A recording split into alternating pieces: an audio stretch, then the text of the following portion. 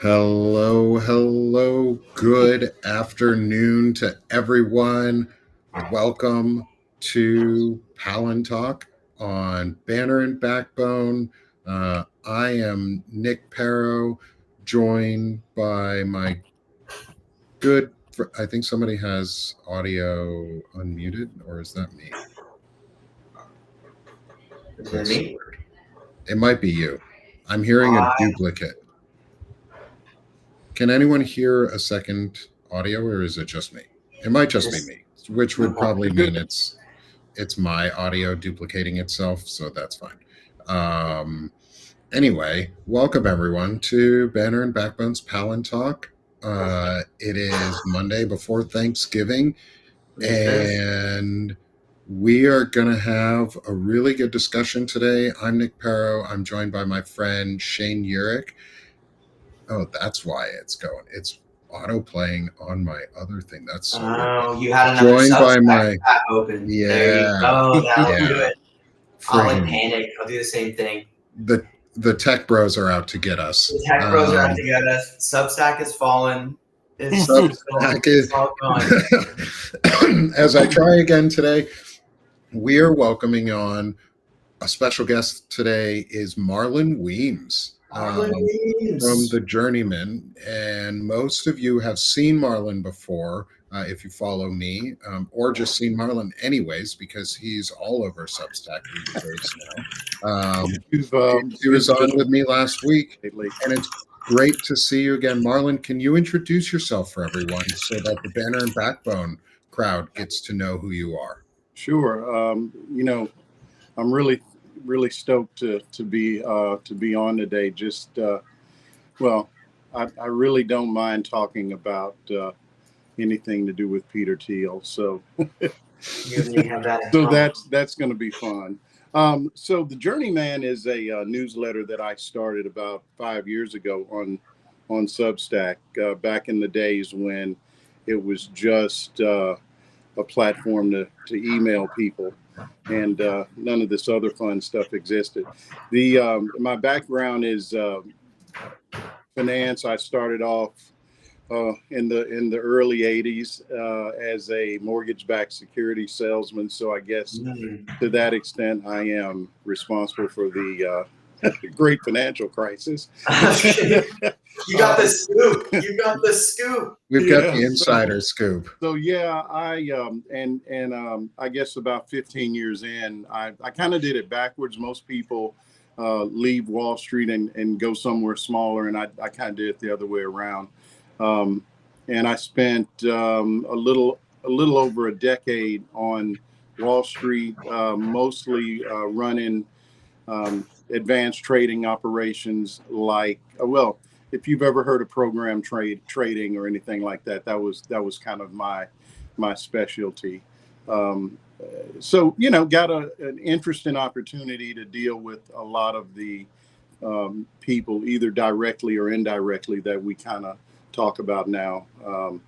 And I guess 2012 just you know one financial crisis too many. We just said to hell with it and moved to North Carolina, and so and so here I am, and I generally write about those experiences and kind of try to fold it in with what's happening right now and just sort of try to share my perspective, and hopefully it makes some sense. I think just I'm kind of an odd duck in the sense that I'm one of the few progressive ex-Wall Street traders that you're probably going to run into, and I'm black. So I don't know if y'all have noticed that, but yeah, that too. So you put all those things together, and I think it gives me hopefully an interesting vantage point from And which to write. Absolutely. And you were the first from last week. You were talking about it. Is you were the first black trader out of Arkansas too? Uh, Actually, I started an investment firm in Arkansas, and that was the first black-owned firm in the state. And oddly, nobody was happy about it. I was going to ask, what was your There was experience no red in carpet Arkansas? rolled out like I expected, and I don't know. It was such a surprise. So, very shocking. I love the state of Arkansas. I live in the state of Arkansas. You live in the good part, though. I live in one of the parts that are not sundown towns, because Yeah, there are still sundown towns in the state of Arkansas and other places. And for there those are. what a sundown town is, it means if you ain't white and the sun goes down, you better not be there. That's what I thought, but It's the No, but all it's a white real thing. style.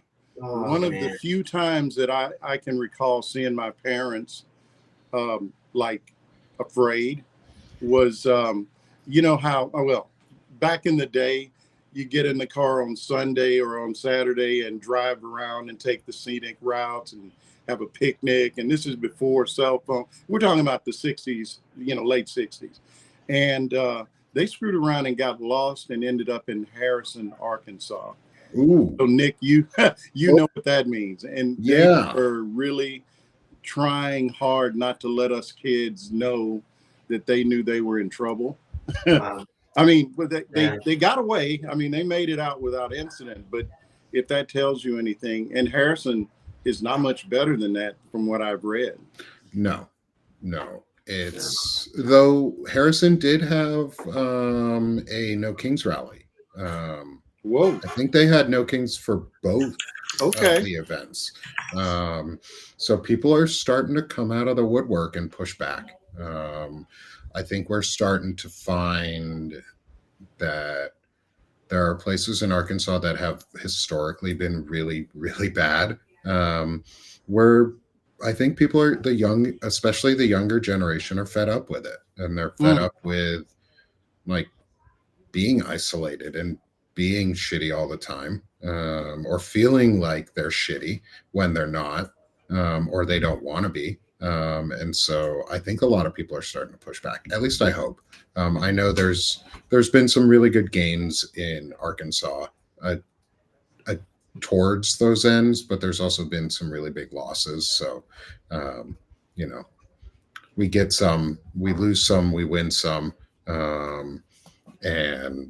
But that's not what we're here to specifically talk about today, is racism out of Arkansas, because that's not just an Arkansas thing. That's a pretty American it's not going thing. anywhere. So yeah, we're not going to tackle that. I mean, the people we're going to talk about, they're still racist. That's the racism is a persistent theme with these assholes. But just look at fucking Thiel's dad.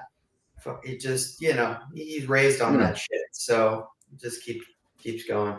Yeah, and so one of the things, so today's topic is two topics really. It's Peter Thiel and the finances. Yeah. Because they are intertwined with each other, but they're also separate from each other.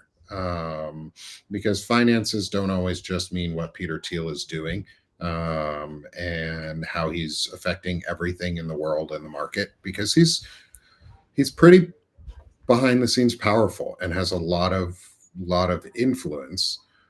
But Marlon sent me an article, his article from November 23rd, so yesterday, on a macro event that nobody is talking about, which is the October jobs report.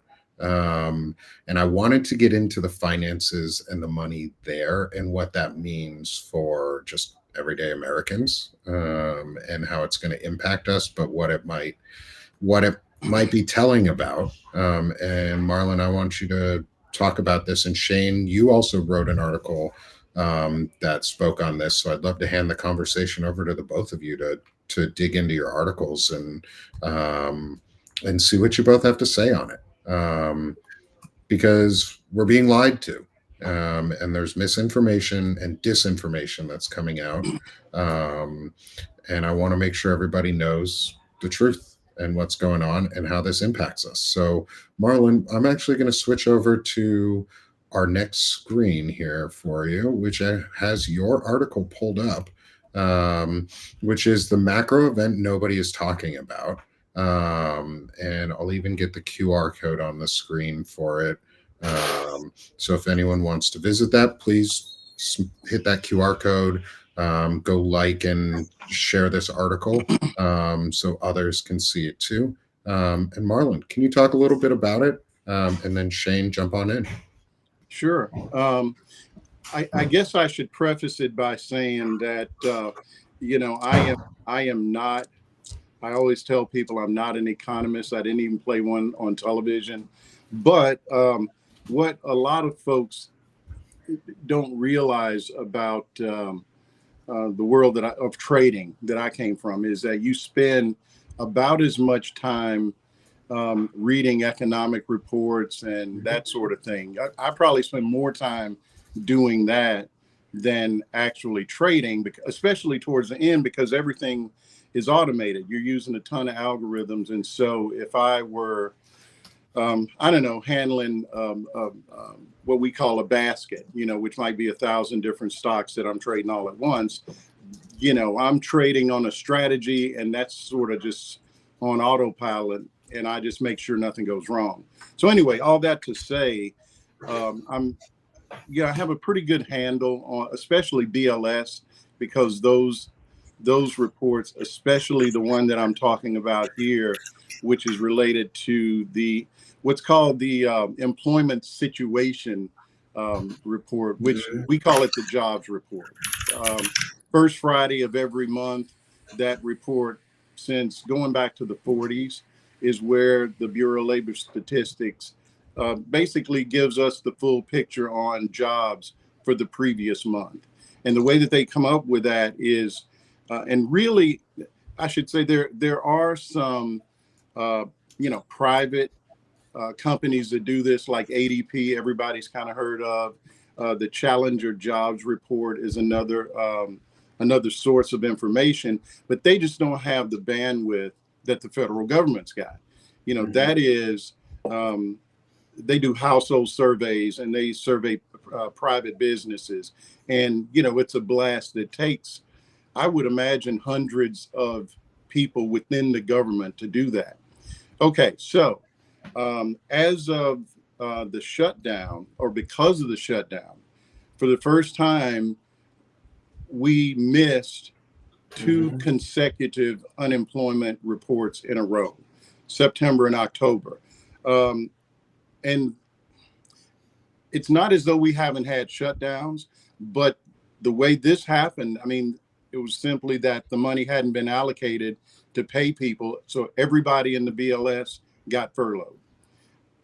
September, these surveys that are done are typically, well, the surveys for September were done by the time the shutdown happened on the 1st of October.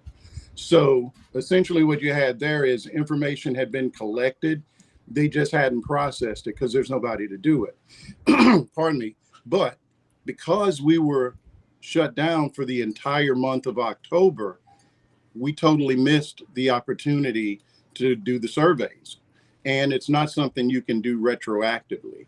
So for the first time since the 1940s, we will not have a unemployment report for the month of October 2025. So coincidentally, I know, yeah, just kind of take that in. Coincidentally, everybody remembers all the folks who were getting laid off because of Doge. A lot of people took what was called a deferred termination. There's 2 or 3 different terms, but essentially, in my old business, we used to call it garden leave, where you'd get fired from a job, but you were still on the payroll. Sometimes for 6 months, you're still getting paid. You're just sitting at home or doing whatever or looking for a new job.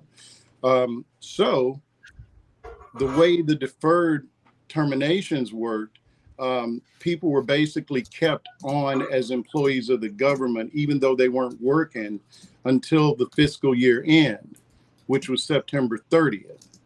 The next day was October 1st. So what does that mean?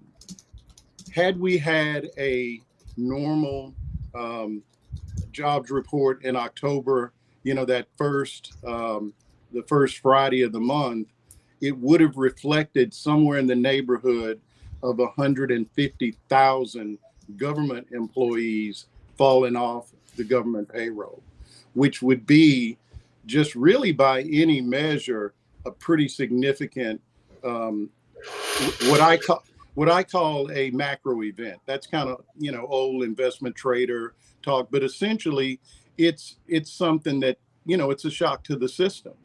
And because we'll never really know what happened in October, basically we had this sort of shattering event happen, and we'll never actually see it. Okay, so before you jump in, Shane, real quick, you define this here as a black swan event. Well, let me define.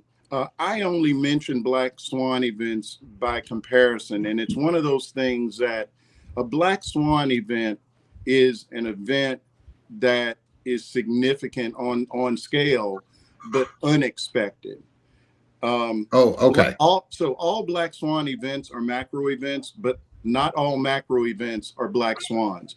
That makes sense. And I think the reason I brought it up was just to sort of underscore the fact that this was not a surprise.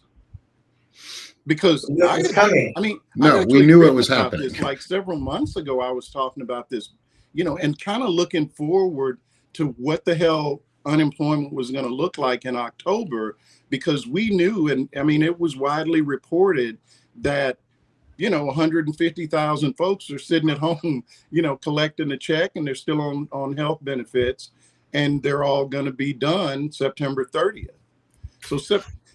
So the October report, just to be clear, is for, everything looks back. So the report that we'll get next month will be for November, right?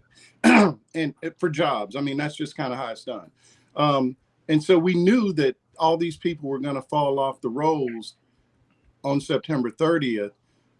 And just, math sort of in your head, if you look at ADP's trend and you look at the Challenger job report, they were respectable numbers, but then you throw in a negative 150. I've seen as high as 154, 55.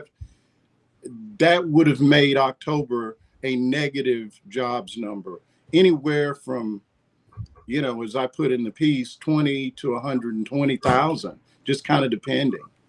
I think the other thing that, in addition to the federal jobs, because the thing I think that is another thing altogether, but I would have wanted to see in October, is one of the things I've been watching is the PMI, particularly for manufacturing.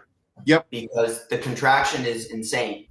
And if you do look at the one of the things that even in the BLS report that they did put out, one of the primary contractions was in transportation and warehousing.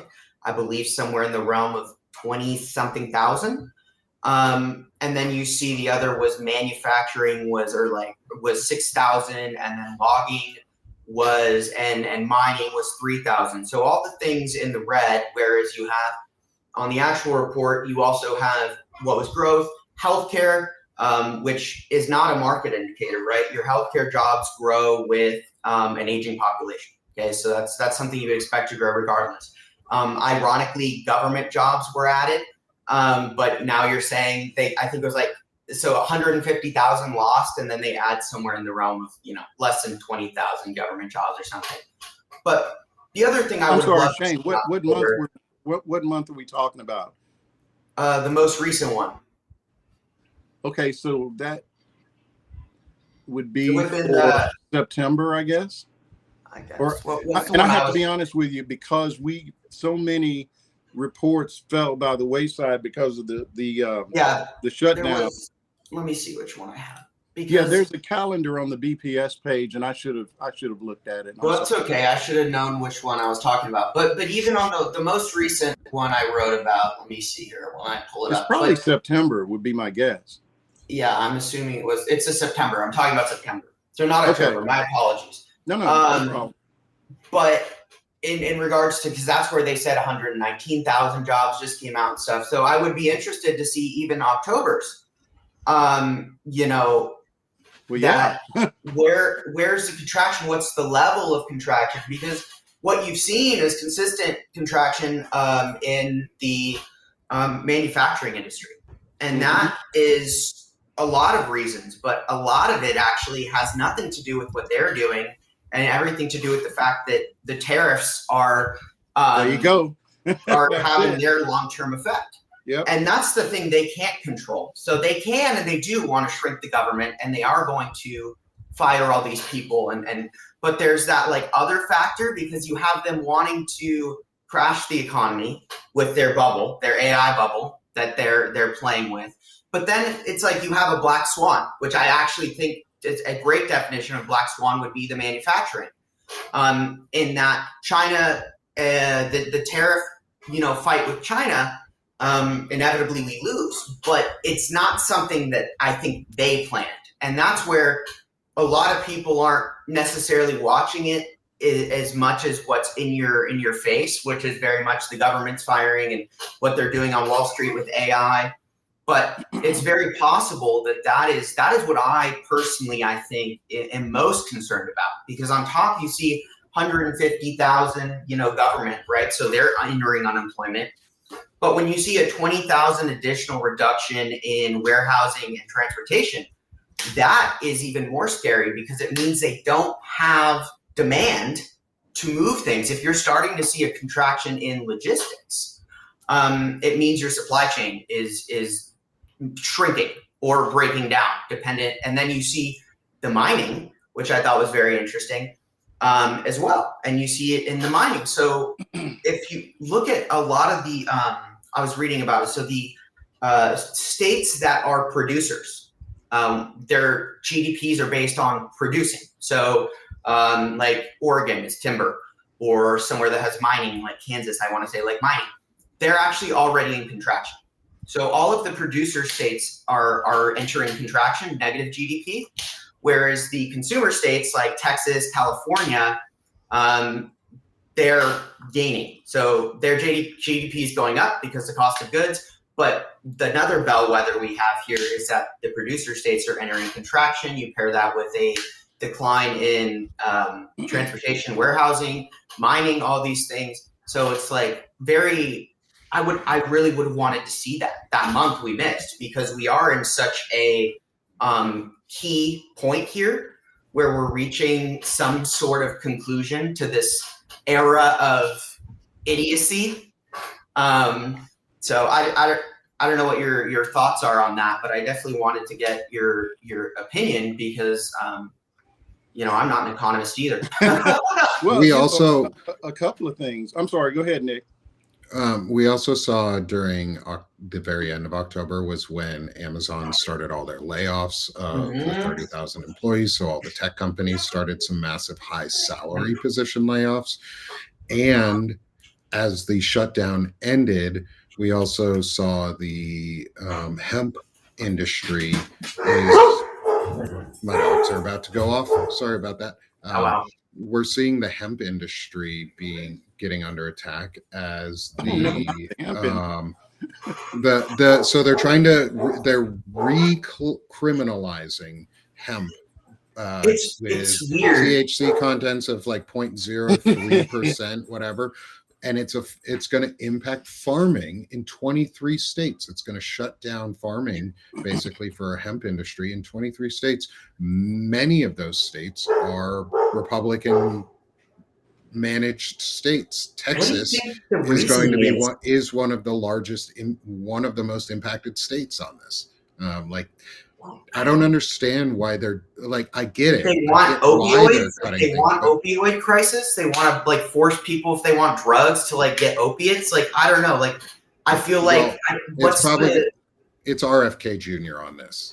There's something he's getting a kickback on, I'm assuming, or pharmaceuticals. Yes, it has to do with pharmaceuticals in some way. It always does with them, or some grift that they're trying to make money off of. But anyway, I think we are looking at a couple underlying events that are going to be really hard hitting that people aren't seeing coming. Like you said, Shane, manufacturing and farming are two that are not being spoken about as much, even though they should be. So just wanted to throw that out there too, to continue this discussion. Marlon, you were about to jump in there too.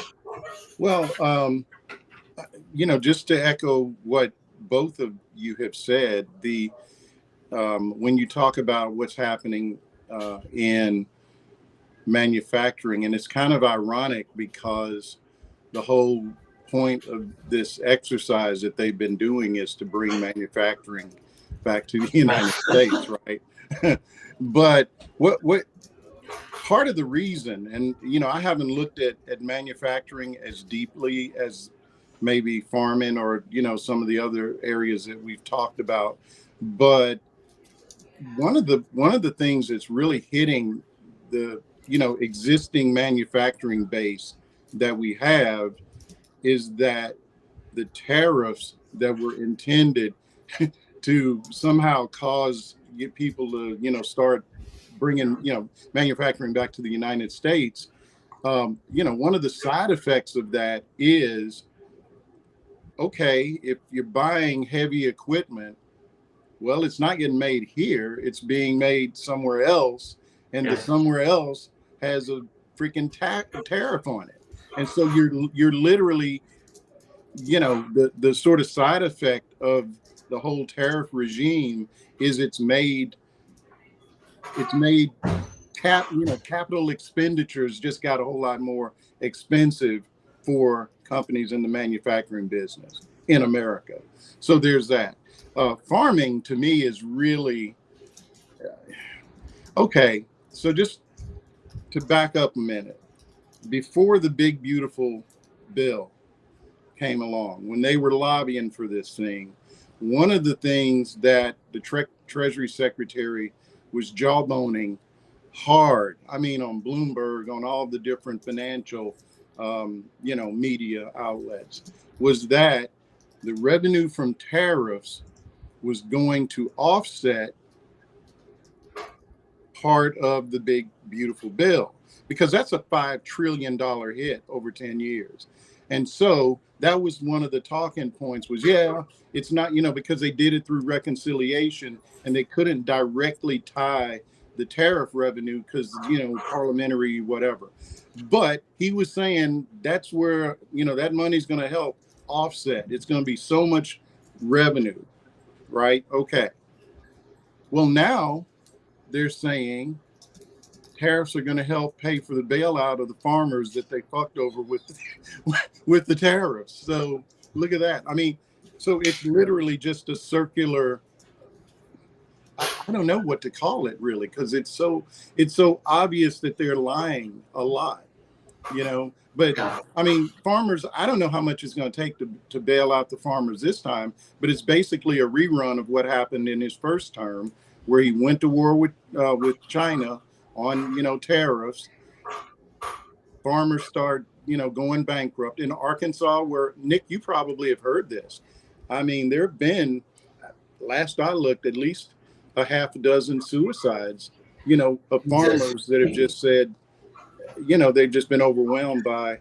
I mean, we have a candidate who's running for office, Haley Schaffner, whose family farm shut down, whose farm shut down because of these types of policies. So take it a step further. One of the things that is happening with all the farms that are going under, if you look, and I posted something, this is a couple of months ago maybe, on Notes, which just a heads up for folks that are listening. I use Notes like I used to use Twitter, so I post a lot of stuff on Notes. It's just sort of rapid response things that I hear that I just, I'm not going to have time to put it out in a full note, that goes out on email. Sometimes I do, but I try to put out a lot of stuff that's just, sort of instant. I hate to say breaking news, but just stuff that's not going to be as relevant 2 weeks from now, And one of them was that I was actually talking to my brother about this, who lives in Northwest Arkansas, and I made the comment that, all of these big agri companies are going to come in and buy up all this farmland, and he said, no, dude, that's not what's happening. It's data centers. Yup. Facebook has got like 6,000 acres in Arkansas, like Arkansas farmland that they've bought, either in I think the Delta region, and then right outside of Little Rock, Arkansas, they bought up a ton of land, and it's all going for data centers. And it's crazy to me because they don't even have what they need, like, to build this stuff. That's why they're like doing all this stuff in South America. That's why they're doing like things with Saudi Arabia. That's why they want to give Ukraine to Russia so they can split. They don't have access to the rare earth elements on scale that they need to build all the data centers. Like, they don't have it. So it's like they're acquiring all this land, they're buying all these things, but we're also looking at the fact that all of these things, there's these controls on all this stuff from China. And not only that, if you're buying out farmers for data centers and then you're hurting agriculture, you're going to start a food crisis because you're not going to be able to feed people. It's like, I don't understand. Well, actually, I do, because they don't care about the masses. They don't care about people. They could care less if they starve. But I mean, it's one of those things where you have to wonder. And I was talking to Rick Herbst about this, and he made a great point. They're investing trillions of dollars into data centers, and they're not even a proved concept. They're not proven. Like, they don't know per se if it's going to achieve what they want at scale. And so it's just insane to me, the amount of money, not even to mention like straight up capital coming out of Wall Street from Facebook or Nvidia or, Amazon and all these other companies, Microsoft, but also the amount of money they're spending to go on imperialist conquests to get access, and the amount of money they're definitely spending to manipulate foreign elections and have operatives in Latin America and do all these things and get all these libertarian, uber conservative people arrested and are elected. It's just insane, the amount of money that is being thrown at this. You also could look at the natural gas and all of the energy infrastructure that they are rebuying. They're purchasing natural gas and the natural gas and fossil fuel energy production that were shut down, so they can run these data centers. They have deregulated the EPA, so they can cut all of the corners to just do all these things, and the carbon cap and all that. It's just nuts. It's totally nuts. And to hear that they're buying up farmland to build data centers on top of that. Like, all of the things they're doing, and now they're going to hurt our ability to make food domestically. It's one of the things where you have to wonder, like, they're so good at being corrupt and stealing money and facilitating all of this illegal garbage that they're doing within the economy. But they're super short-sighted. Like, at the same time, it's like, it's hard to comprehend sometimes. They are much better at grifting than they are at governing. Yes, that's perfect. Plus, we have to tie in, like, JD Vance has investments in Acre Trader, which is a corporate farmland buying trade investment fund, and that's shady as fuck. And JD Vance is tied at the hip to Peter Thiel, which hey, Nick, before we move on, I just want to say, just before I jumped on, I saw an article. I haven't had a chance to read it. I was watching Bloomberg, and Amazon just announced that they've got 900 data centers in 50 countries. That's just blew me. I was like, wait, is that supposed to be 90? Their margins are already so thin. Like, you got to wonder how over leveraged they are to do this, on top of buying these chips and all of these things. Like, there's no way, like, and I heard this from, and I probably I think is true. They didn't fire all of these people for AI. They fired it to free up capital to buy NVIDIA chips. Like that's what they went and did. They were high-paying jobs, you know. They need the money. Now you get a company like, you would think Amazon is sitting on a bunch of cash, but now I used to do a reasonable amount of business with Microsoft, and I can tell you they got so much cash just sitting offshore that will never get repatriated into the United States. I can't. We used to put deals in front of them to try to encourage them to spend that money, and it was like, you know, it's not even worth the trouble. In Ireland? We just all in Ireland. It's too heavy to move, you know. I don't know, man. You don't have enough duffel bags everywhere. I used to do their share repurchase on occasion, and you know, they'd have me buying 5 million shares of Microsoft a day. I would be like you know, there's only so much, you know, in terms of the percentage of the daily volume that you can be legally to do a buyback. Whatever that number was, I was right up against it. So yeah, 5 million shares a day for a week, and they never blink, you know? So yeah, anyway, all that to say, it's to me like an arms race between the Mag 7 companies, except for NVIDIA's on one side. They're on, you know, they got the product. But when you look at Microsoft and Amazon, Facebook, you know, Meta, you know, Google, you know, parent company, those guys are all racing each other to figure out which engine is going to be the standard. You know, I think I gave the analogy the other day, you know, this is like VHS and Betamax for the boomers in the room. So, you know, that's just kind of how I'm looking at it. And they're scrambling to come up with the capital money, you know, the money to direct at this. And man, when the music stops, it's going to be ugly. It really is. Isn't the market cap, like I wanted to say, I was looking, and if you look at the total market cap that's going to be impacted by the AI bubble, it's somewhere in the realm of $20 trillion. I don't know who escapes, because everybody is, you know, you can't even, I'm driving around in my car, and every commercial, it could be the simplest, you know, product, and that AI is such a buzzword. They just, you know, our AI this or AI that, and it's like, you know, I don't need AI to buy groceries, dude. I mean, no, unless the robot is there.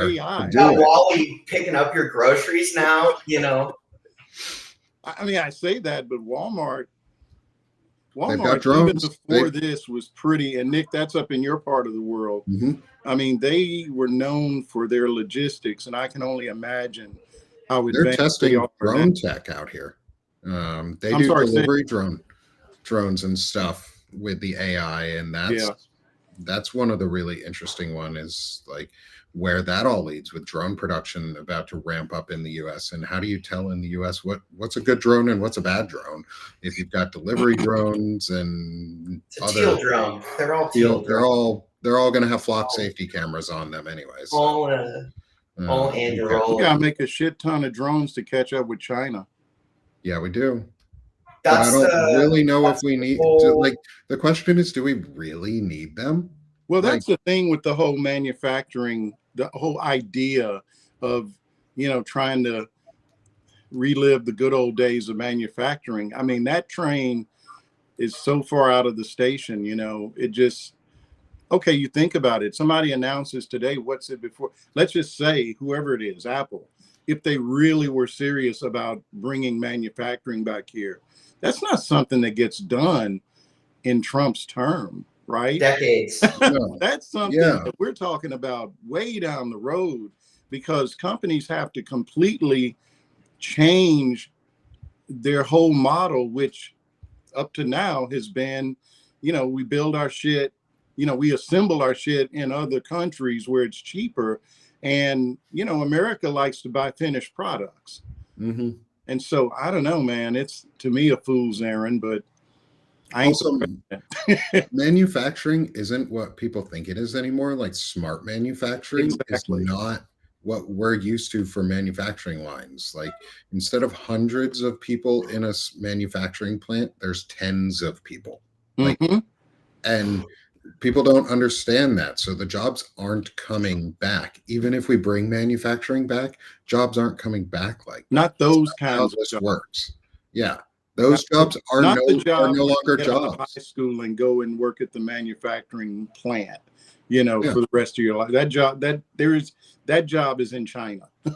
and that's actually, I mean, that's okay. Even if they bring it back to the US, the jobs that would come back are still high skill, high tech jobs that require professional technical training that are no longer professional degrees. Stupid RF, all that. Don't get me started on that, because I lost both my degrees as being professional degrees. Can you go into a little detail on that? Because I've seen it, I've heard this, but I haven't really got the big picture on what, other than the woman running the Department of Education's an idiot. But yeah, Linda McMahon is a dumbass, and she's fulfilling Project 2025's policies of reducing the number of professional degrees, basically. But what's the reasoning behind that? Is it to push women out of the workforce? It's to push women and minorities out of the workforce that don't fit traditionally white masculine roles.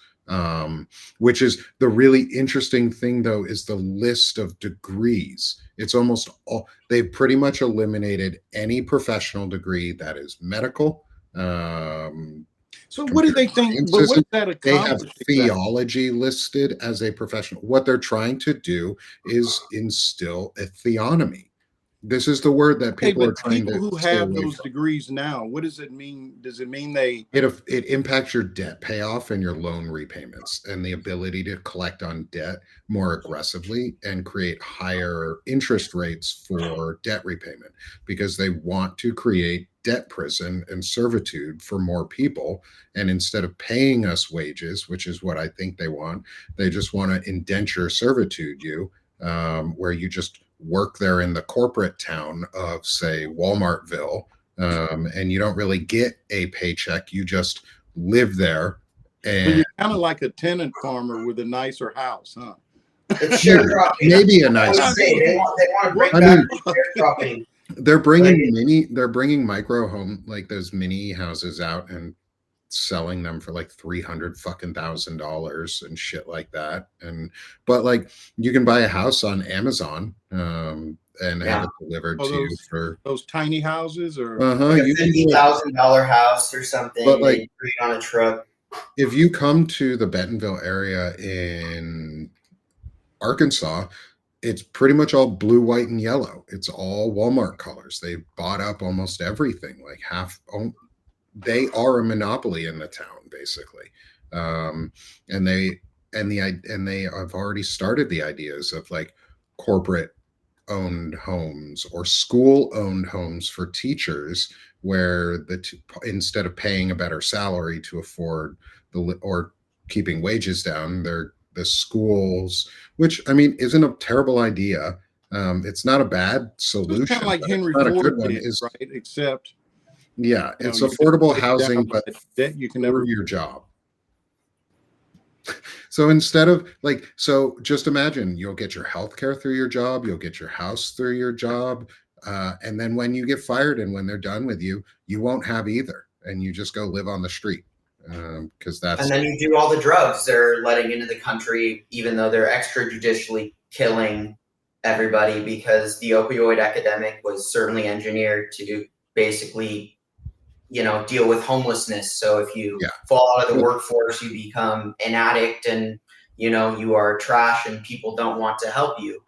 The reason they're doing it is to create debt prison, is to create a system of debt that is impossible to get out of, even more so than before for student loans. And they're making sure that you cannot get loans and things like that for, say, a nursing degree, unless you go through now a non-professional training course to get your nursing. Like, I know there are people with PhDs in nurse practitioner, like doctorates. That's a professional fucking degree. These people do a lot. but it's to get rid of, it's to push people out of the workforce and make debt. I'm sure it also frees up short-term capital for all the programs they were funding for certain, professions or whatever. And that's the other thing, is they want money. They just want to free up capital, because the government is also investing in the AI data center. Like every single deal I've read, because I follow him as he travels around the world and makes trade deals. It's literally just rare earth mineral data center AI investment. Every single one. It's at this point, like, my running joke is, if you're wondering why they're somewhere or what they're doing in this foreign country, it's because of REEs, rare earth elements. It's always rare earth elements, because China's got us by the balls, because they were short-sighted and they thought that they could do it. But back in April, Xi Jinping said, I'm going to put some rare earth controls in here because you're acting silly. And now our stockpiles are like 8% for some of these things. So like it's like an ongoing crisis. But I wanted to get your opinion on, you're talking about Thiel selling off that NVIDIA, but you also just saw Microsoft and some other larger companies and NVIDIA move somewhere in the realm of 15 billion or so, maybe several billion dollars into Anduril investments, which is Thiel's alternative to OpenAI. What do you think about that movement? What does that signal for you? What do you think the motives are there? Because there's always a reason, especially if you look at the nexus, right, and where Anduril sits, and I'm curious. I haven't looked at that deal specifically, but I can tell you that, for example, SoftBank, during that same period when Peter Thiel liquidated, third quarter, they liquidated, it was a significant dollar amount, like in the billions.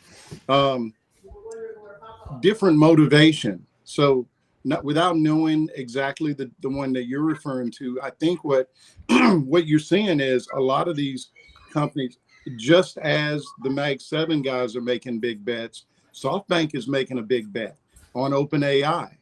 So it would stand to reason that somebody else is making a big bet on their preferred, provider, so to speak. So, I'll take a look at that. I'll send you an article. I'll send you the link. Yeah, dude. Because my whole thing is, I follow this, because you see these companies, and I wrote about what they're doing in the Pentagon, with what they did in the Pentagon with the, Now, who are we talking about? Palantir, or are we talking about? Well, it's not just Palantir. It's basically Thiel Founders Fund. So it's a Thiel Nexus, full vertical integration. You're talking my language. Founders Fund. Okay.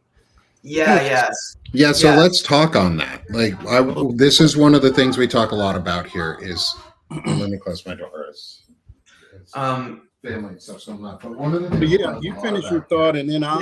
So Founders Fund is, you've got basically, and one of the ongoing researching things I'm doing, because the pattern I'm seeing is, you see Thiel Fellowship people everywhere in all these companies. So that's his means of control, because essentially a Thiel Fellowship is where Peter says, okay, you've got some promise, you've got something.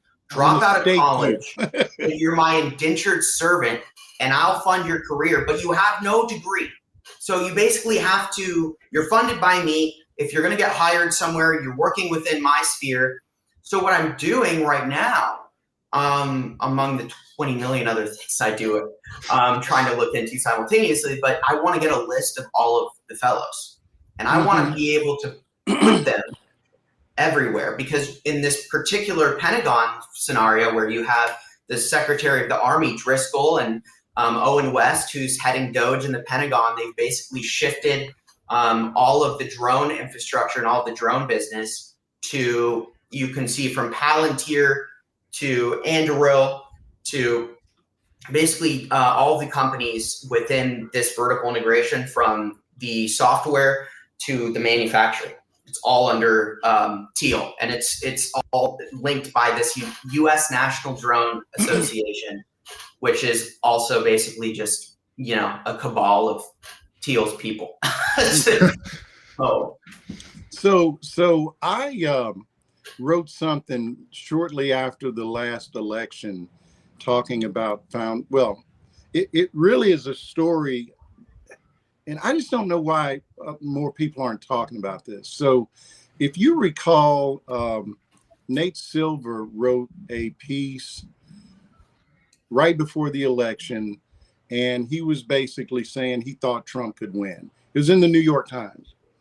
Mm-hmm. And what I thought was interesting, and we, you know, folks know Nate Silver from, what was it, 538? And I guess now he's moved on and he's doing something else. One of the something else's that he was doing, and it caught my attention because I read his op-ed in the New York Times. And then at the end, when they said, you know, they do the little blurb, you know, Marlon Weems is blah, blah, blah, blah, blah. And one of the things that they did not disclose that I noticed it because it wasn't there, was that Nate Silver, was an advisor to Polymarket, the prediction market. And I just was like, that's interesting. Wonder and so that just got me looking at Polymarket. And of course, just think about the timing of this. Also, so you got him putting this piece out saying Trump can win.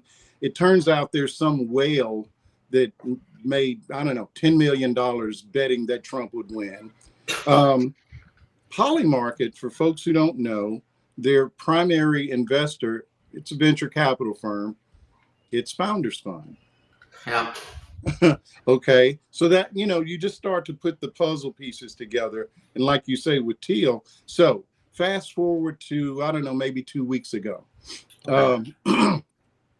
The Intercontinental Stock Exchange, which owns the NYSE, announced that they're making a $2 billion investment in Polymarket.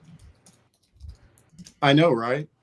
So what is that? They're bending the knee to Thiel? Like, what does that mean? What their plan is, well, now, not for nothing, they did it on a valuation that was 8 times more than what Thiel's valuation was. So just by them committing to do this, they just made Thiel's investment in Polymarket 8 times more, valuable than it was.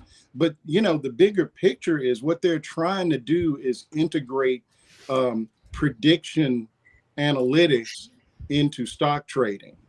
And the reason this jumped out at me, and I'm actually halfway through a piece on this, about 10 years ago, after I left Wall Street, I started doing subject matter expert stuff, writing white papers, you know, for various, whoever would pay me.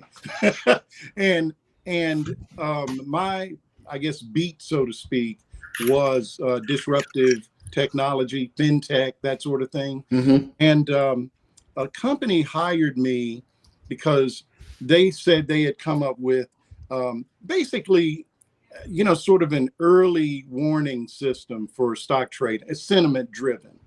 Well, Polymarket is way beyond that now. And I mean, there's always been this idea on Wall Street of what if we could figure out ahead of time what a stock was going to do, you know, just based on sentiment. Well, right. This is, to me, a lot less elegant than that. They just want to allow people who don't have much money to bet on stocks that they don't, maybe they can't afford to buy them, you know? I mean, because think about it, they're gonna interweave Polymarket into some sort of a platform, like a front end that is going to be stock, crypto, and prediction market. I mean, they're yeah. Well, it's a similar. Yeah, they're going to make it where it's basically connected to the stock market in some way. Nothing could go wrong from that, I'm sure. But oh no, nothing ever goes wrong there. Well, it's like they want to do the crypto-backed, the stock-backed crypto stable. They want to back coins with stocks, so they want to tie it to. But stocks aren't stable either. I read it, and I was just like, why? But why? Why? Why are we going to do this? It's not going to end well. The interesting thing about, and I'll just kind of close here. The interesting thing about the Continental Stock Exchange, it's the Intercontinental Exchange. They don't have the word, so their acronym is ICE. Great. I know. Yeah, like we need. Great.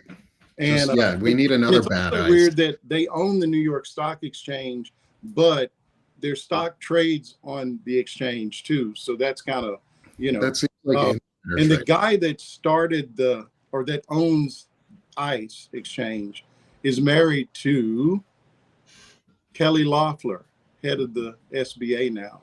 Used to be senator from Georgia.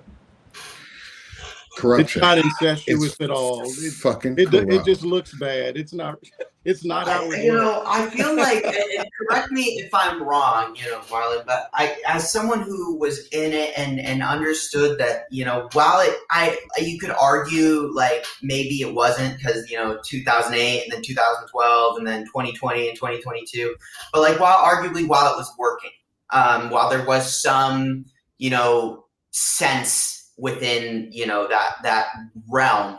And now like I was reading the other day how they have Nvidia loans money to Microsoft, and then Microsoft takes out a loan on that money and buys Nvidia chips, and then where you have this, which is leading obviously to this inflation of stocks. I like the profits to earnings, right, is like almost as high as it was in 2000, I believe. Right now, it's like right up there. What is Oh man, you're just talking about a good old fashioned circle jerk. Is it just That's basically let's call it what it is. All right. So okay.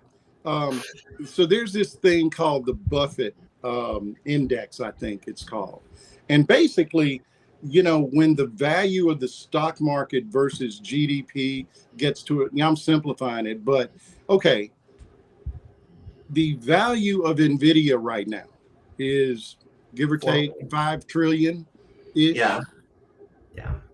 Well, hell, that is equal to the GDP of Germany. Yeah, like that's really stupid. Only like 3 countries that, or maybe 2, the US and China, if you look at GDP versus the value of just Nvidia. So you can chart it back over time. And I started looking at this and just kind of, there's so many bad things going on. You have to sort of figure out which is the most urgent. Yeah, you just pick. We can say that there is some good news. Wait, I want to hear the good news. There is some good news in all of this. Thank you to Sherrod Sweeney from Centered America. There's a crypto crash going on today. Yeah, there's that. And the Trump coin has plunged nearly 90%. The question is, it always does. Do they come in and buy? Like they're just, what it really is it's probably some whale sold off on purpose and they're crashing it on purpose so that all the little people lose all their money and sell it low so that they can then come in. They're shorting crypto the same way they short stocks and make us the good news there though is there's no rules. So yeah, like crypto's just a scam anyway, so you're going to get scammed.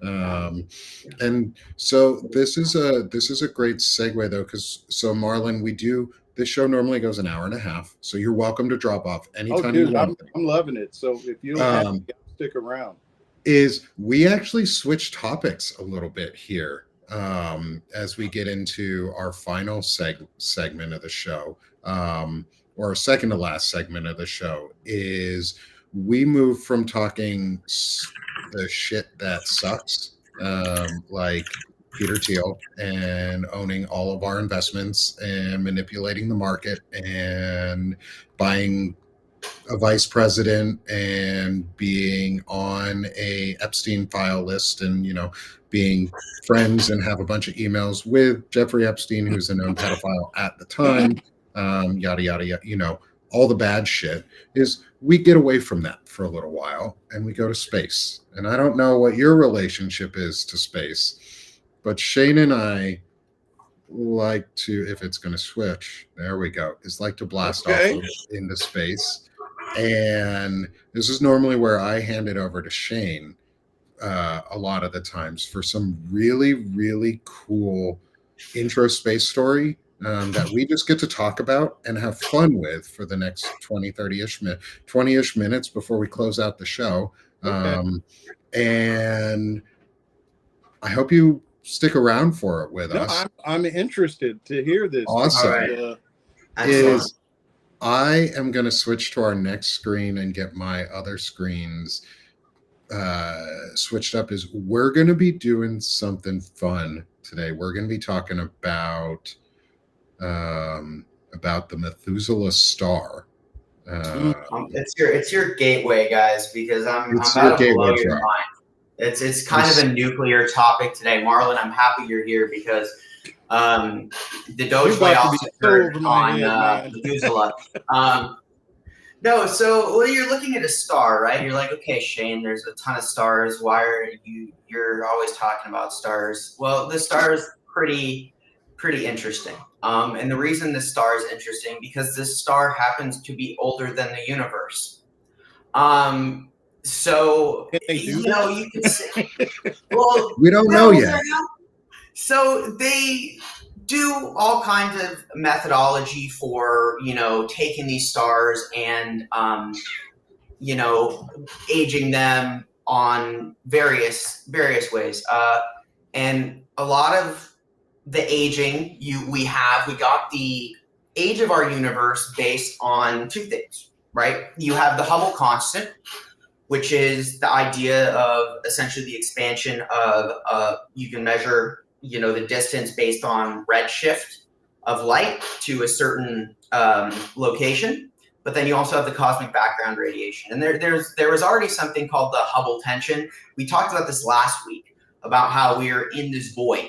So it's the basically the universe is you have filaments and voids, and you think of the universe like kind of a spider web. And in those negative spaces where you have less matter, gravity stops working as well. And dark energy, the force that drives expansion, just pushes out and out and out until you get these massive voids where these filaments, where you have concentrations of matter, hold everything together with gravity. So Earth in and of itself, we're sitting in the middle of like a void. And we have our own little cluster, but the majority of the matter in the universe is actually flying away. So that was causing the Hubble tension because, well, if it's farther away, you have the void, so they're not sure. But then you introduce James Webb. And James Webb is spectacular because it views in the infrared. So it doesn't use, your typical form of light where you're using visible spectrum of light on like a Hubble telescope. Because the farther light travels, there's this idea, and the reason for it is different, but you have redshift, which is when light travels so far that it no longer is the light we normally see, and it becomes infrared. So when you look at the redshift on the particular star we were talking about, Methuselah turns out to be 16 billion years old, 14 billion years old, and they can't reconcile this. And on top of that, this particular star happens to be made out of very light elements. So in the beginning of the universe, there wasn't a lot of heavy elements. So metals in astrology terms is anything that's basically not hydrogen or helium. So it's anything that gets made through fusion and then it gets more solid. But this particular star is just hydrogen helium, which means that it formed recently. It's an early star, which further causes tension because these are the first stars that were formed. Yet it's 16 billion years old to 14 billion years old, which is older than the universe. And it also is a star. So they would have needed at least a billion, based on what we know about star formation, it would have needed at least a billion years to even become a star, which means and everything we know, it operates within 13.8 billion years. That's our scope of the universe. So what does that mean? And people are freaking out, and they don't, but they say, you know what? It's an isolated event. We'll let it go. There's got to be some answer.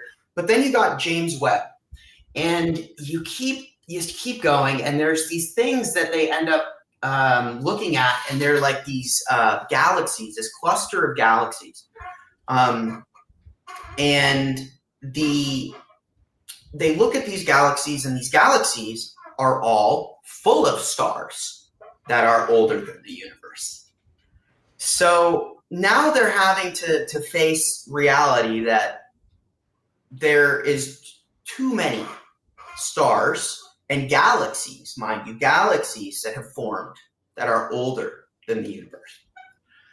So what is the answer?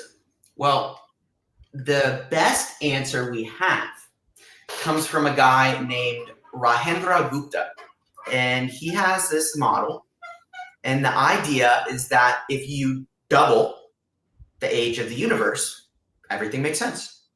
So simple. The universe, okay. Just double it. The universe. Well, I mean, the thing is, we don't know enough to say that we know how old the universe is anyway. So, and yeah, the universe is supposed, and under his model, it's 26.7 billion years old. And then our stars have plenty of time to form, but then it gets even crazier, because I'm sitting here like, okay, well, that makes sense.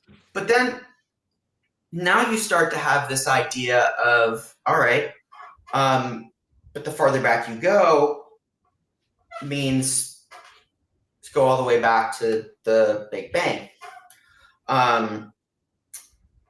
There's this idea that not only do you have, the Big Bang itself, but there's a theory. What was his name? I got to give him credit because he was really smart. Fritz Zwicky.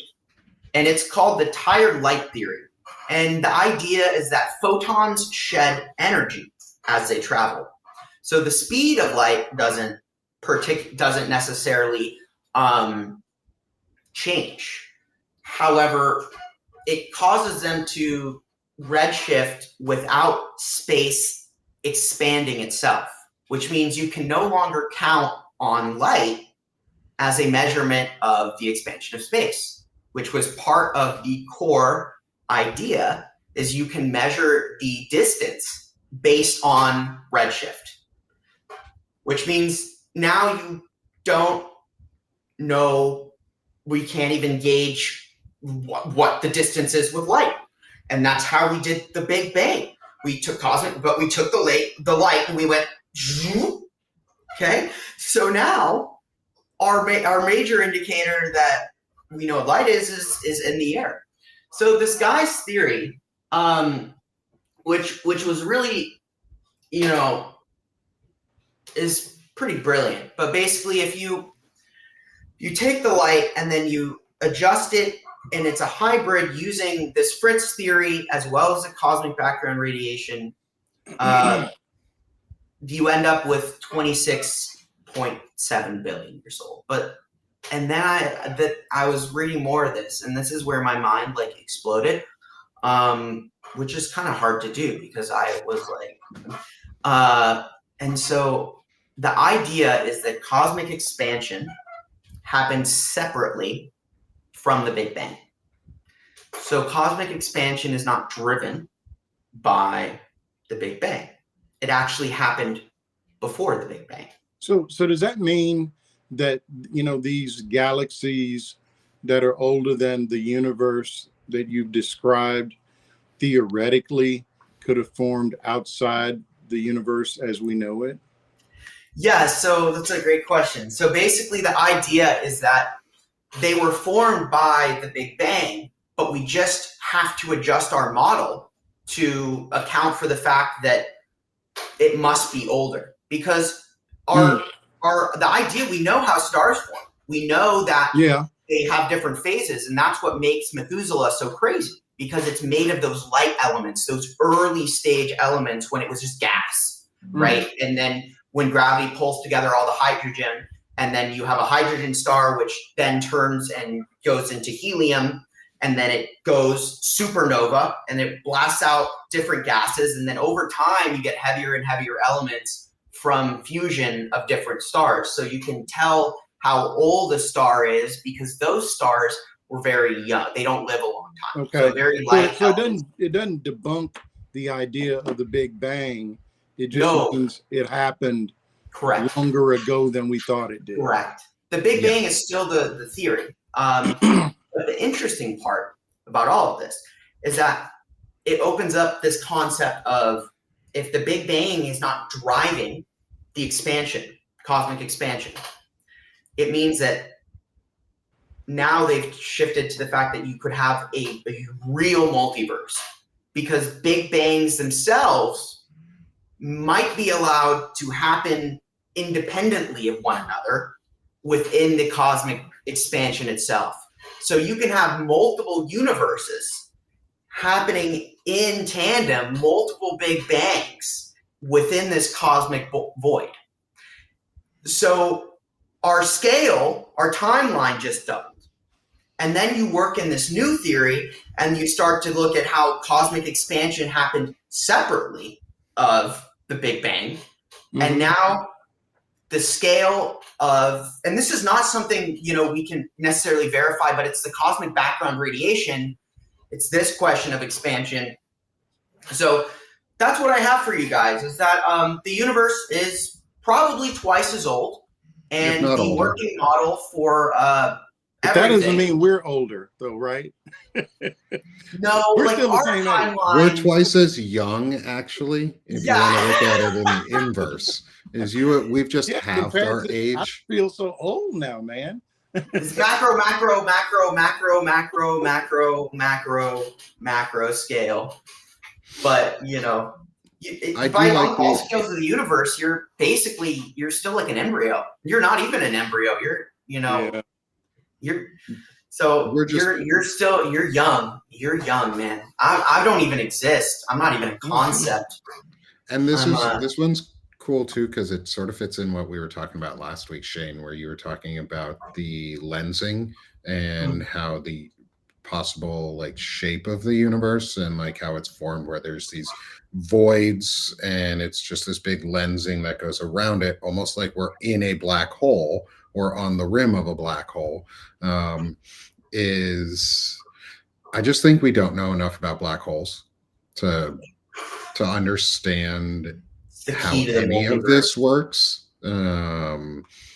because to me that's things go in but nothing comes out, right? How does that work? How does nothing, matter and matter cannot be destroyed?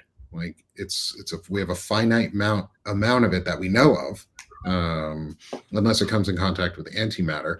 But where does it go? If it goes into a black hole and isn't being released, where is it going? There has to be somewhere that it goes. And the explosion of energy that comes out of the creation of a black hole is very Big Bang-like in its creation process. And imagine that just on a super large scale, and you have the universe forming. So I could see black holes being the formation either of sub-multiverses or secondary universes or just connections within our universe, and connecting that lensing. Maybe a black hole is that lensing point where it escapes and goes into the rest of the network of the universe, that we're not there yet because we haven't passed the Fermi paradox. We have not proven that we are capable of interstellar travel or possessing AI or birthing a new race of creatures, which is, what we're trying to do here with AI and create actual artificial stuff. I don't think we're ready yet to go past that point and actually know how old the universe is. At some point we'll know. Hopefully my kids will have a better understanding than we do. hopefully science is progressing still by that point, and they're not indentured servitude living in some Walmart town building Walmart elves and shit like that. I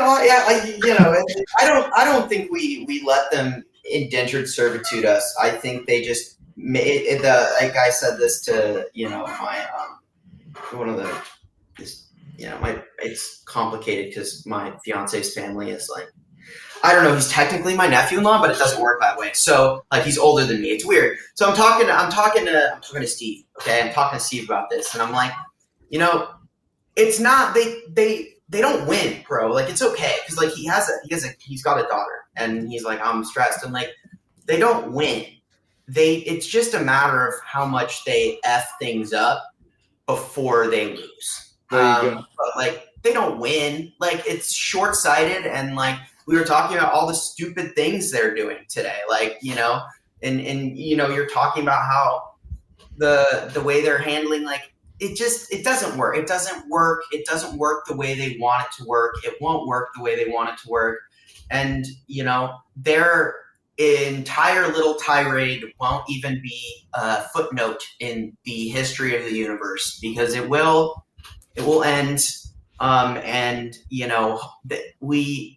will not be the ceiling for people. And I watched a video on YouTube. A man taught an octopus to play piano. If you can teach an octopus to play piano, then we can figure this out. Like if they can, it starts looking a whole lot easier, doesn't it? That's what I'm saying. It's got to be easier to fix that. Like I was amazed. If you teach a man can teach an octopus to play piano, we can regulate. We can figure out how to reverse global warming. We can do it. The minds are there. The money is not. But like you fund smart people, they can teach an octopus. So there you go. That's one way to look at it. Yeah, I think that's a slogan. If you make smart people, you can teach an octopus. Have wings, right? If you can teach an octopus to play a piano, we can get rid of Trump. That's right. That's right. I love that. And we can teach an octopus to play the piano so we can get rid of it. We know, yeah. Exactly. Hell yeah. That makes me feel good today. Like Doesn't it make you feel good just to know that someone taught an octopus to play piano? That an octopus can play a melody. This guy plays guitar with his octopus as they play piano. We sent a dog to space one time. We taught chimpanzees and gorillas how to use sign language. Like we know that dolphins are smart as shit. So long and thanks for all the fish. Hope you got your bath towels ready, everybody. They're coming. But to bring it to a little bit on this too is I put in the Fermi paradox, the name of it for one of our guests in the Substack chat. But I want to go over that real quick because it links to the emptiness of space. I love the Fermi paradox. So the Fermi paradox is a contradiction paradox of the high probability of extraterrestrial civilizations, yet we can't see them. So what it means is like the contradiction is if for intelligent life are common, then the universe should be teeming with civilizations, some of which have had ample time to become advanced and travel across the universe and galaxies. I mean, we're pretty close to being able to travel into space on a consistent basis safely to another planet. Possibly we can do it onto the moon. We've done it out of our orbit. It's not a huge jump to go too much further, I don't think, in our solar system.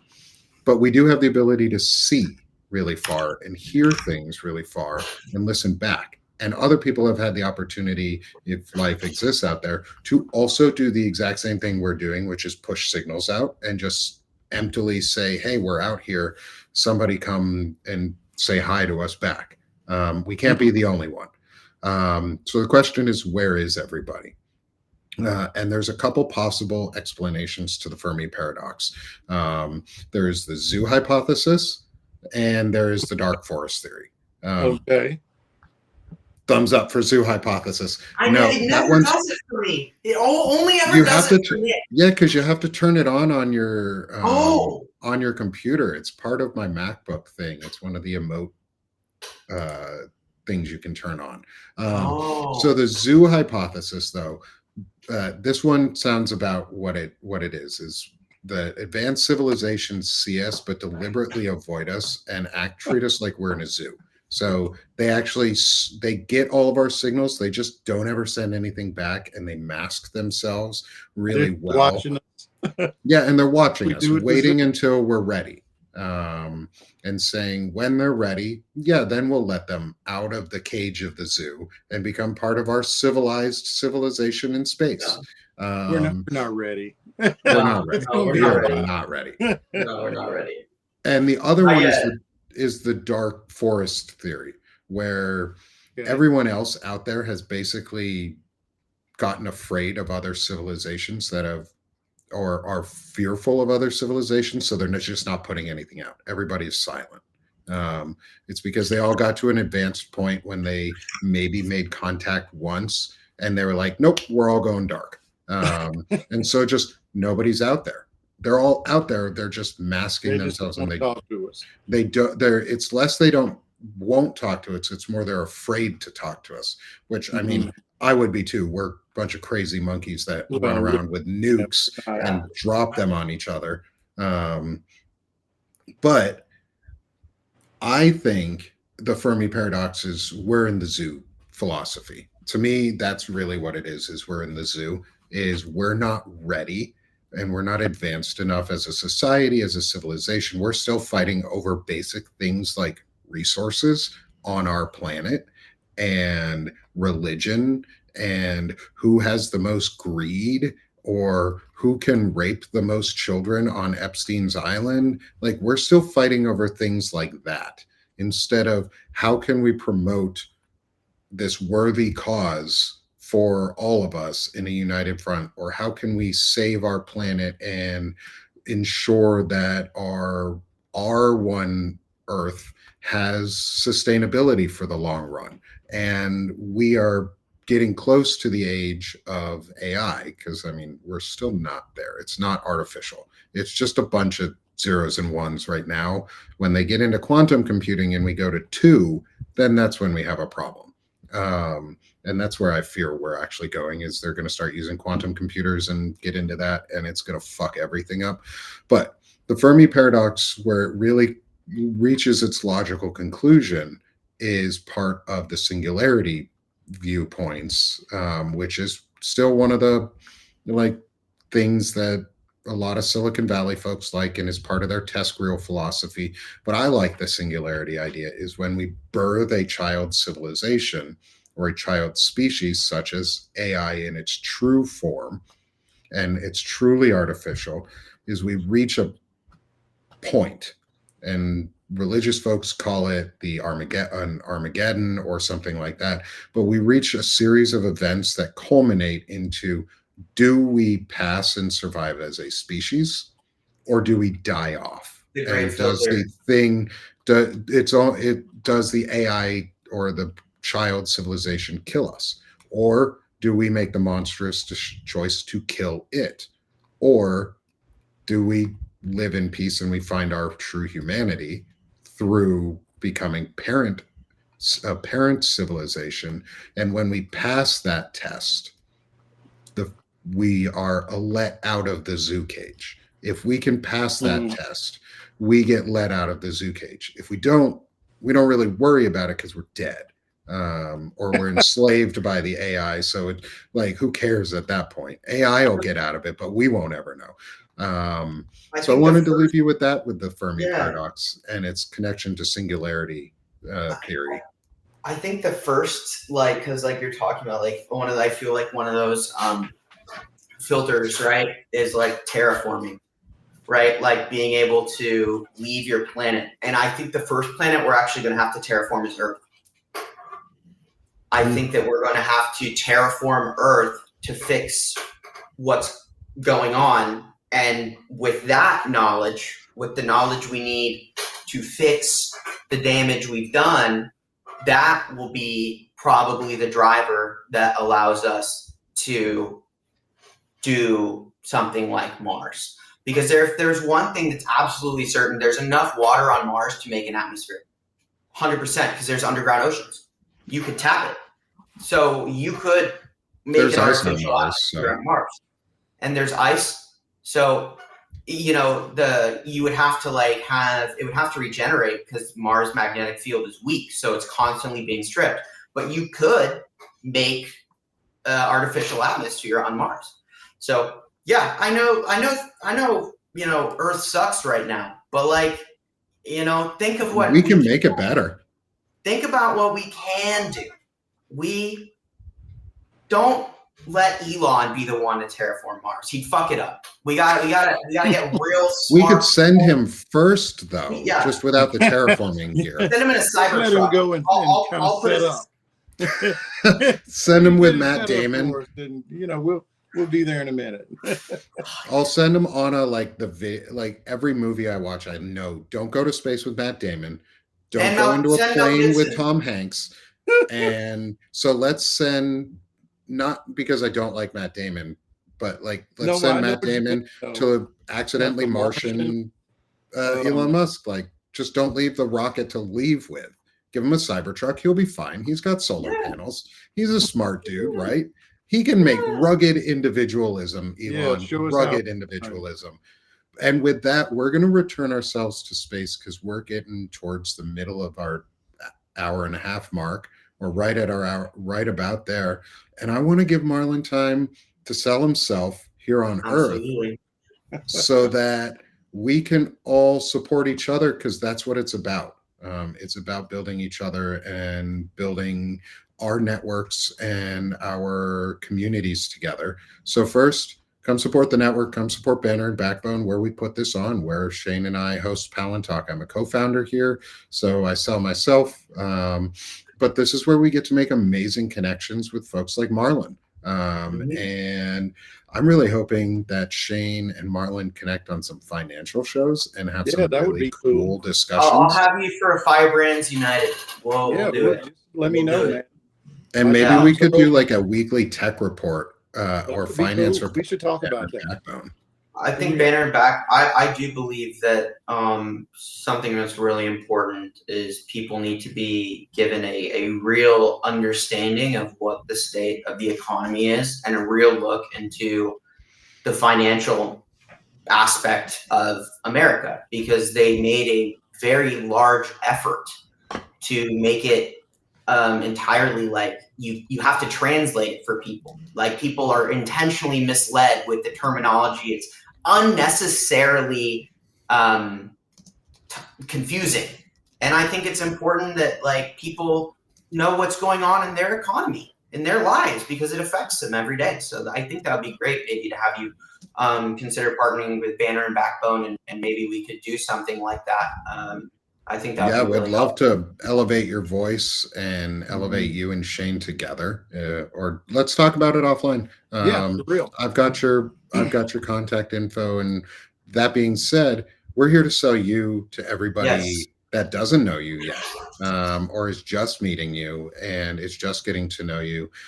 So let everyone know where they can find you, Marlon, because I really appreciate all the work you're doing. And it's been such a pleasure to get to talk to you these last 2 weeks. And I don't want to make it too much longer than a couple weeks. Like, you're awesome to talk to, my friend. And everybody should come support you.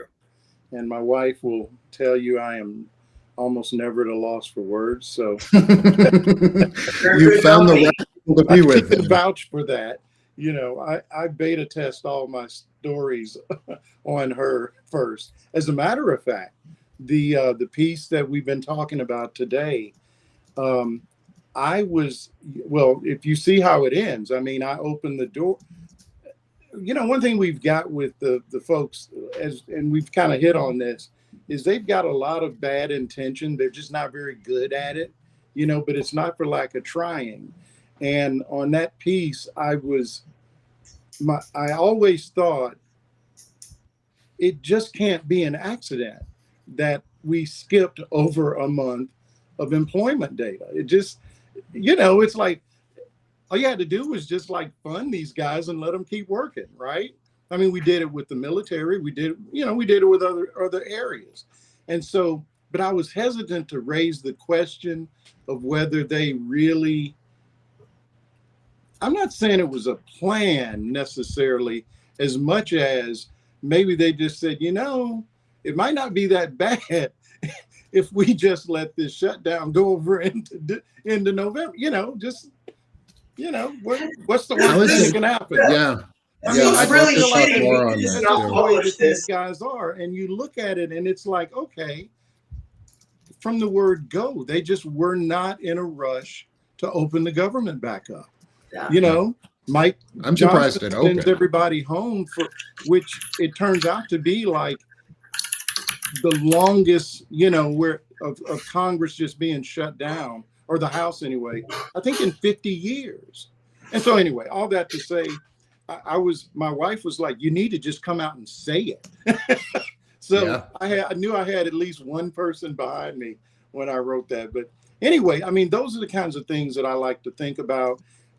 It's not always bad. I've got a lot of stories there's one sitting on the shelf that there are more than one. Okay. But the point is, it's not always this dire. I like to just, I spent a lot of time in finance. And really from the early 80s to the mid 2000s. So like 2012. And I got to experience a lot of crazy stuff. I'm actually writing a book that one day I will complete,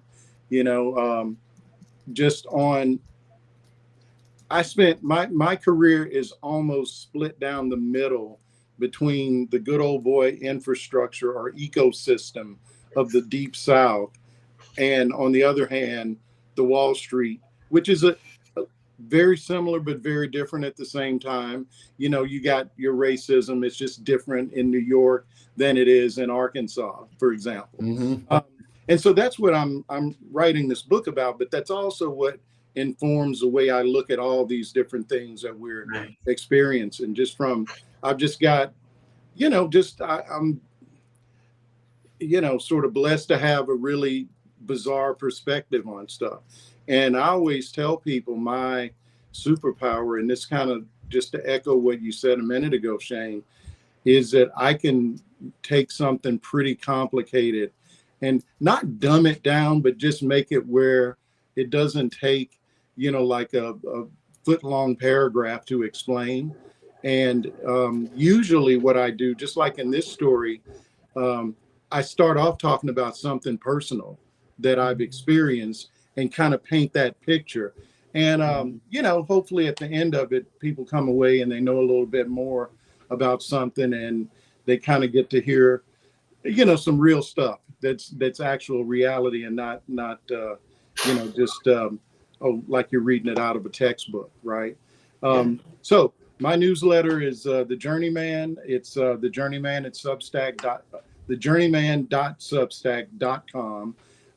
Everything is free to read. I don't do paywalls. And all I ask is if you can support it, believe me, it goes a long way. And I should, just a plug, I'm doing the sort of Black Friday thing. So there's actually a discount for annual subscriptions that I think is pretty fair. And it's forever. I just, try to make it where if somebody's interested in supporting, I try to make it where it's easy to do. And when you support my work financially, I'm actually trying to do some things, and I'll talk about it, just over the coming week or so. But just sort of to take what we're all trying to do to a different level, and I'm trying to use some of my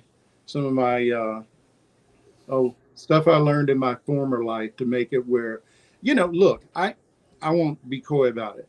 I looked at what happened with Paramount Skydance, and the fact that we basically had a person monetize their newsletter. We may not like what they write, but you look at what happened with Barry Weiss. Her newsletter developed into a media company or a news desk, however you want to look at it. And I think Paramount Skydance paid too much, but they paid $150 million. And it's not something, it is something that can be replicated, in my view. And I think I've kind of come up with a sensible way, not to necessarily be the next free press, but maybe a collaboration that's our version, maybe a better version of that. And so that's kind of where I'm looking to go. So, when let's people chat after this, because that's very much in line, I think, with the universal goal. There's a certain consensus within our community, at least me and Nick, that the alternative media that so spearheaded the movement has kind of fallen into the traps of, American exceptionalism, and it's time for independent people to come together and do what we're doing now. To build that network, because it is arguably more powerful than one central voice, and so we'll definitely talk about that offline. For sure. Guys, I mean, that's my next step is to try to make my live streams look as good as you guys. Well, that's one of the things that Banner and Backbone helps with. So if I'm definitely going to have some talks with you after, because this is amazing. This fits it, like Shane said, it fits. We're all coming to this same conclusion at the same time, and now we're just getting it together. And I think Marlon is going to be a key part of this. Since we've had him on twice, this man has had some amazing conversations. He's all over our community, just in general. And I 100% say, go subscribe. Hit that, click the QR code or scan it, whatever way direction it is from us, however you get there. Hit the subscribe to in the top left corner if you're in Substack, because that'll subscribe to all three of us plus Banner and Backbone. But man, I'm so glad you mentioned that, Marlon. The network idea and that model, because we've been talking about it. Zev Shalev is talking about it, folks like that. There's a need and a hunger for it, where it's not owned by prior corporate executives or folks who aren't quite as independent. Just using the example that I gave of the free press, I mean, the way she did it was, it's sort of the traditional way people scale up businesses, where you have, they have their startup, which was her leaving the New York Times, coming here. And there was a certain amount of support, I guess, that Substack gave her. But at the end of the day, you got Mark Andreessen, who's behind Substack. And he was the lead on their first 2 rounds. And he kind of stepped back, and another VC, stepped up on the last one that they did for Substack this summer. But the point is, he also invested directly in her business. And if you think about it, these guys are looking, and he got his exit with, this when it was sold to Paramount. I'm not really interested in having the pressure of VCs, and because it makes you do stuff you don't necessarily want to do. And I don't mean it's bad. It's just that you look at Substack, you can tell the crescendo is going to be maybe next year, maybe the year after, they're going to go public. And then when you go public, that introduces a whole lot of other responsibilities, but it's just, I don't want to live that way where I got to answer to shareholders and be thinking about, 1 month ahead instead of 5 years, right? So I think that there are other ways that you can, if not, raise that kind of money. We can go to a different level without having to go beg a billionaire for some money, or go to a venture capital firm or something like that. And I think I kind of got it figured out, but we'll see. I love it. We'll definitely chat about it. Yeah, I cannot wait to talk more on this. Yeah. And so go subscribe to Marlon.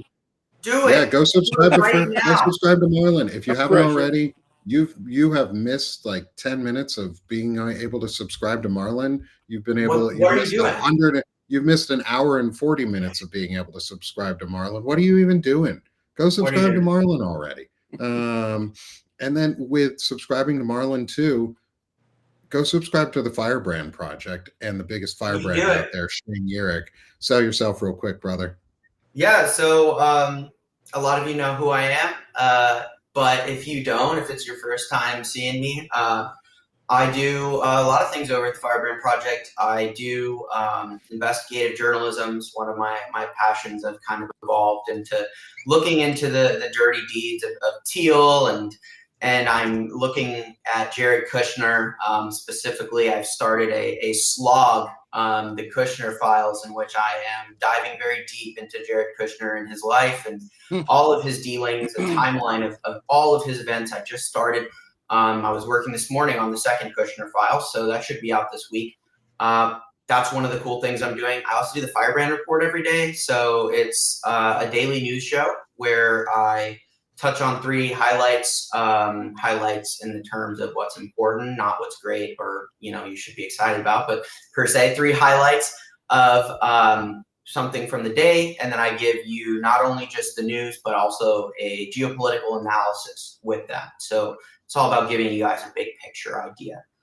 And that's what, I always say my tagline is forging dialogue and burning bright. That's what firebrands do. We speak out against the system and come be a firebrand because it's cool. And eventually one of these days we'll get merch or something. Once I have, once we get to a point where I can hire someone to do it and all that stuff. So that's a reason to become a paid subscriber, because I can promise you that I want to turn my profits. I want to actually hire a researcher. I want to grow. I want to be able to get more people involved in the unearthing of all of this stuff. So my goal is to build a team of researchers that are able to do this full time. So if you want to support the Firebrand Project, that's where it's going to go, is essentially a think tank.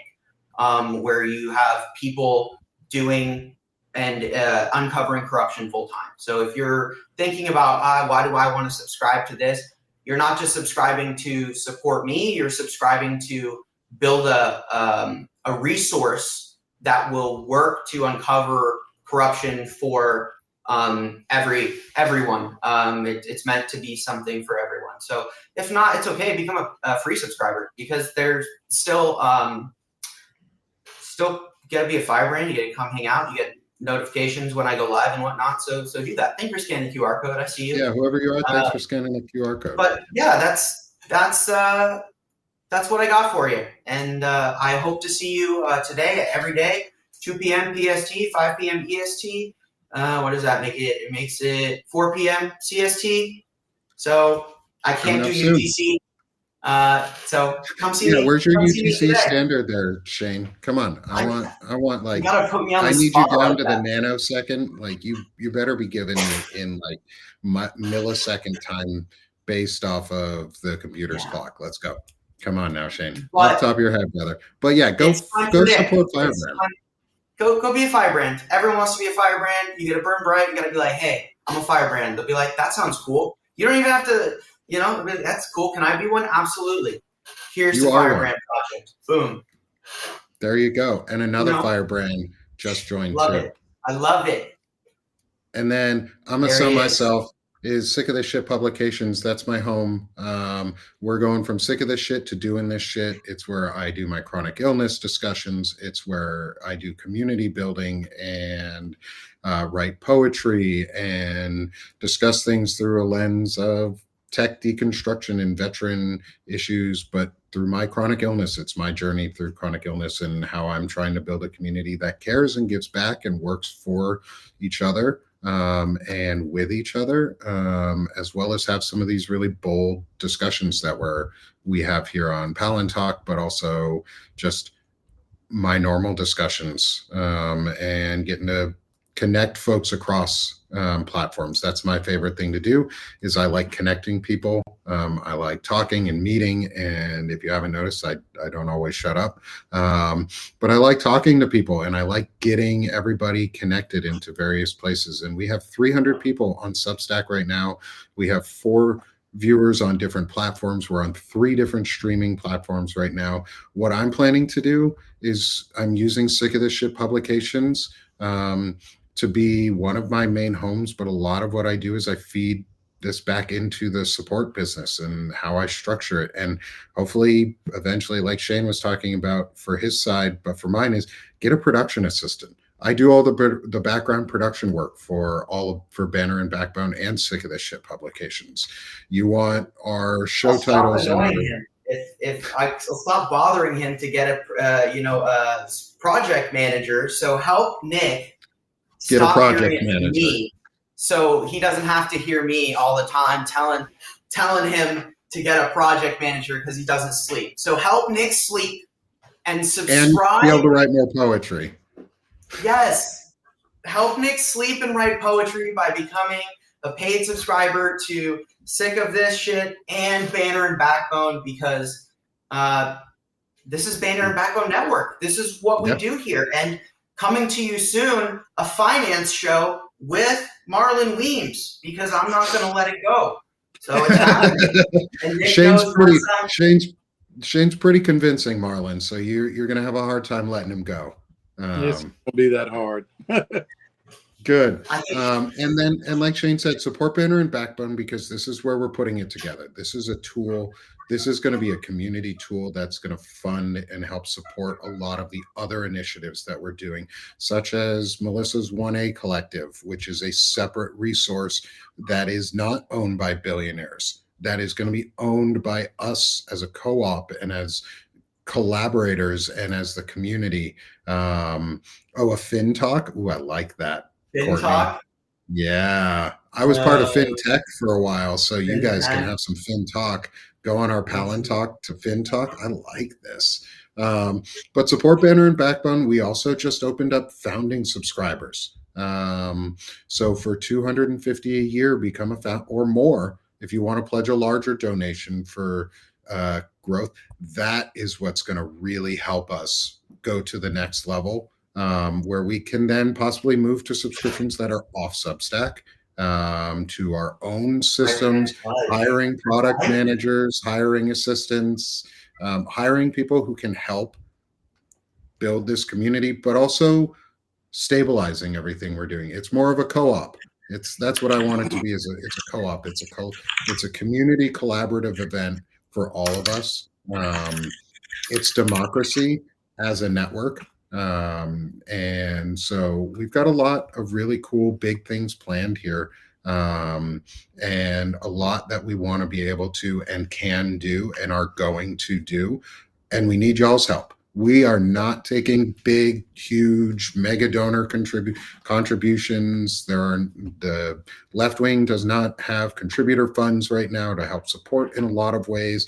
Major networks, Midas Touch, I'm going to call you out again as always, are not contributing back to the smaller networks and paying it forward. And we want to be the model to do that. We want to be the model to pay it forward. So come support Banner and Backbone and help us. Cancel your Midas subscription. Come give your money to Nick and me and Marlon instead, because we will talk about Peter Thiel. We will say his name. I don't know. Maybe Ben Mycelis is allergic to corruption.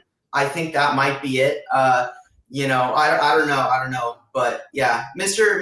Ben Mycelis, you need to take some allergy pills so you can tell the truth and not be another terrible day in the White House as Donald Trump fails and gets $1 trillion investment from you. He didn't fail. Yeah, we don't rage bait here. We just talk facts and truth. We just rage. Sometimes we rage, but we don't rage bait. So thank you all, everybody, for coming and joining us today. Please hit that heart one more time if you're on Substack. If you're elsewhere, please follow us on YouTube, on Twitch, subscribe wherever you can, and look out for the show notes after the show. We're going to have links to Marlon's article. We're going to have links to everybody and everything we talked about, the space talk, and an extra link in there from a very long YouTube video that Shane has sent me that I'm going to watch. That's probably incredibly cool. So look out for that in all of our post show notes. It's been an incredible almost 2 hours with you guys. And I cannot wait to spend some more time with you, Marlon. Shane, I look forward to your next show, and everyone in the audience, will see you again soon. Thanks, yes, y'all. and have a Arturo and me tomorrow. Firebrands United with Arturo Dominguez tomorrow. We're going to be talking about Latin America. That's a lot going on. Arturo's demand, so put that on your calendar as well.